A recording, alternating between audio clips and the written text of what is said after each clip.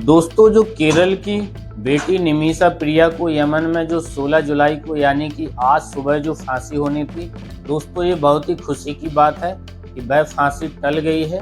भारत सरकार ने तो केंद्र सरकार ने आपने देखा ही होगा, कल उन्होंने कह ही दिया था कि हमारी जहां तक भी हद होती है, जो हमारी सीमा होती है, वहां तक हमने कोशिश कर ली है और ये सिर्फ ब्लड पॉलिसी के द्वारा ही सिर्फ बचाया जा सकता है, हम इसमें कुछ नहीं कर सकते हैं। पर दोस्तों, उसका कहते हैं जब कहीं ना कहीं से जब कोई ना कोई रास्ता निकलता है तो वह निकल ही आता है। तो दोस्तों, एक ऐसा रास्ता निकला हुआ है जहां से कुछ दिनों के लिए, हम कह नहीं सकते कब तक के लिए, निमिषा प्रिया की फांसी को टाल दिया गया है। यह भारत में बहुत ही खुशी की बात है। दोस्तों, कैसे टली है, क्या है माजरा है, किस तरीके से टाला गया है, किन किन लोगों का इसमें प्रयास रहा है, किस तरीके से बात की गई है, इस वीडियो में हम सभी बताएंगे। तो नमस्कार दोस्तों, मैं हूं सुनील वर्मा और आप देख रहे हैं मेरा YouTube channel story Sunil Verma के नाम से। तो दोस्तों, इसमें सबसे ज़्यादा यदि रोल कहा जाए तो प्रिया की जो माँ है वह बहुत ही 1-2 साल से यमन में ही रह रही है और प्रिया के लिए सारा केस और जहाँ पर सामाजिक तौर तरीके हर तरीके से वह वहाँ पर लड़ रही है। और वहीं पर ही एक सामाजिक कार्यकर्ता है जो कि सैम्बल है, जो आप फोटो में देख सकते हैं, ये एक सैम्बल है, इनका नाम सैम्बल है, सॉरी। तो ये वहाँ पर इनका इतना मेन रोल है कि इन्हीं ने ही जो कुछ किया है सब कुछ किया है।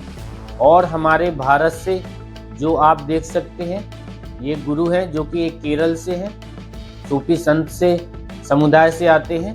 इनसे भी यहाँ पर केरल में बात की गई है, तो इन्होंने भी वहाँ पर यमन में इनके भी परिचय से हैं। वहाँ पर ये यहाँ पर बहुत ही बड़े एक प्रतिष्ठित व्यक्ति हैं, कांथापुरम अबूबकर मुस्लियार, ये सूफी संत से हैं और इन्होंने वहाँ पर ही यमन में भी बात की है जिनसे, तो वो भी वहाँ पर भी सूफी संत से ही इनके भी जो कि परिचय से होते हैं गुरु। तो वहाँ पर है अल हबीब मोहम्मद बिन सलीम बिन हाफिज, सूफी संत ये भी हैं। तो इनकी वहाँ पर बात हुई है। इस वीडियो में पहले आप सुन लीजिए कि इनने क्या बात की है और किस तरीके से इनकी बात चल रही है। औरत का नाम है निमिषा प्रिया, वो नॉन मुस्लिम है। वो ये औरत को कत्ल करने का हुक्म हुआ है। में अभी बात हो रहा है, वो देने को वो लोग तैयार है। वो दिए तो कत्ल से छोड़ देगा ऐसा। तो दोस्तों, सुना आपने, इस तरीके से इनने बात की हुई है। अभी बात चल रही है, हालांकि फांसी को टाल दिया है, यह बहुत ही खुशी की बात है। पर इनकी बात वहां पर कब किस स्थिति में हुई है, तो वहां पर दोस्तों जो मैंने बताया कि सैम्बल का वहां पर बहुत ही एक सामाजिक कार्यकर्ता है, वह इसमें पूरी केस की पैरवी कर रहे हैं। तो इन्होंने देखा कि यमन में सना में ही सेंट्रल जेल है, वहीं पर ही 8 साल से निमिषा प्रिया को कैद किया है और आज उनको फांसी होनी थी। तो इन्होंने देखा कि यहाँ पर यहूदियों का पूरे यमन में कब्जा है, सरकार की कम चलती, ये अपना ही एक शरिया कानून इन्होंने चला रखा है। तो इनके लिए हमें ऐसा क्या करना चाहिए ताकि हमारी इसमें बात बन सके। तो इन्होंने देखा कि सूफी यहाँ पर यहूदियों पर ईरान का पूरा दबदबा और इनका यहाँ पर समुदाय चल रहा है।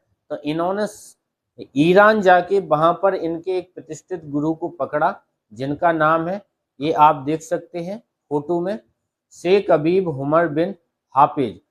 इनसे वहाँ पर जाके बात की और उन्होंने कल 15 जुलाई को यमन में ही वहाँ पर उन्होंने एक मीटिंग ली। मीटिंग में वहाँ पर जो कि विक्टिम परिवार जिन्होंने केस किया है, जिनकी मृत्यु हो चुकी थी, तलब मेहंदी के जो परिवार वाले थे, तो वह भी वहाँ पर शामिल हुए। और यहाँ पर जो शरिया कानून के जो शरिया कानून लॉ चल रहा है, तो उसी के ही सूरा समुदाय के एक व्यक्ति को वहाँ पर उन्हें भी बुलाया गया और जो मृत्यु हो चुकी थी उनके भाई आए। और हर बार दोस्तों मैं एक बात बता दूं कि यहाँ पर इस केस में सजा देने के लिए, दिलवाने के लिए उनके सिर्फ भाई आते थे जिसकी मृत्यु हो चुकी थी। पहली बार उनकी माँ इस मीटिंग में आई हुई थी, तो माँ को बुलाया गया, माँ भी आई और कुछ समुदाय के लोगों को बुलाया गया। वहाँ पर सारी बात को रखा गया कि किस तरीके से निमिषा प्रिया का आपके बेटे को मारने का ऐसा कोई मकसद नहीं था। आपके बेटे ने एक बाहरी कंट्री की लड़की को यहाँ पर टॉर्चर किया, उसके पासपोर्ट को रख लिया और पैसों का भी धोखाधड़ी की, और सिर्फ निमिषा प्रिया का ये मकसद था कि हम अपने डॉक्यूमेंटों को उठाकर पासपोर्ट को उठाकर अपने देश चले जाएं, और इनको बेहोशी की दवा दी और वह दवा ओवरडोज में हो गई। इस कारण से आपके बेटे की मृत्यु हो गई। हमारा इनको मारने का कोई मकसद नहीं था, ये गलती से जो भी हुआ है सब कुछ हुआ है। इस तरीके की बात को रखा गया और उनको मनाया गया। पर दोस्तों इन सभी गुरुओं ने वहाँ पर बात की और इस निष्कर्ष पर पहुँचे कि जो आज 16 जुलाई को फांसी होनी थी उसको टाल दिया है। पर दोस्तों जो ब्लड मनी पॉलिसी होती है उसके लिए भी ऑफर किया गया कि जो मुलजिम है परिवार, उनका परिवार आपको देने के लिए रेडी है। पर इस मामले में जो जिनकी मृत्यु हो चुकी है उसकी माँ और भाई ने अभी ऐसी कोई बात नहीं कही है कि हम ब्लड पॉलिसी के थ्रू जो भी आप हमें पैसा देना चाहते हैं वह हम लेना चाहते हैं, ऐसी अभी कोई बात नहीं हुई है।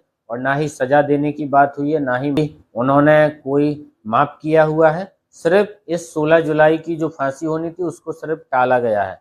अब कब क्या होता है आगे हम फिर कभी इसमें देखेंगे कि इसको कब तक टाल दिया गया है, ये सब हम इसमें देखेंगे।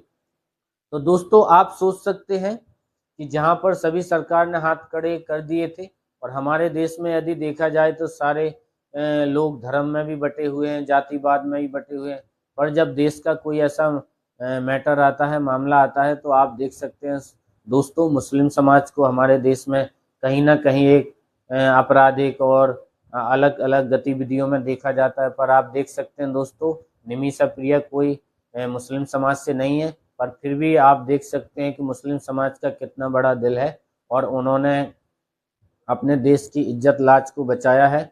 वीडियो में भी उन्होंने यही कहा कि हम सिर्फ एक मंच पर यहाँ पर भारत में हिंदू मुस्लिम रहते हैं, और यदि आप इसको टाल दें और आप माफ़ कर दें हमारे लिए, तो ये हमारे लिए बहुत ही खुशी की बात होगी, अच्छा होगा। तो दोस्तों ये कहानी थी। तो अभी तक के लिए फांसी को टाल दिया। और इसी मामले में माफ़ी मांगे में जो ब्लड पॉलिसी होती है उसमें दोस्तों उनके लिए पैसों का भी ऑफर किया है।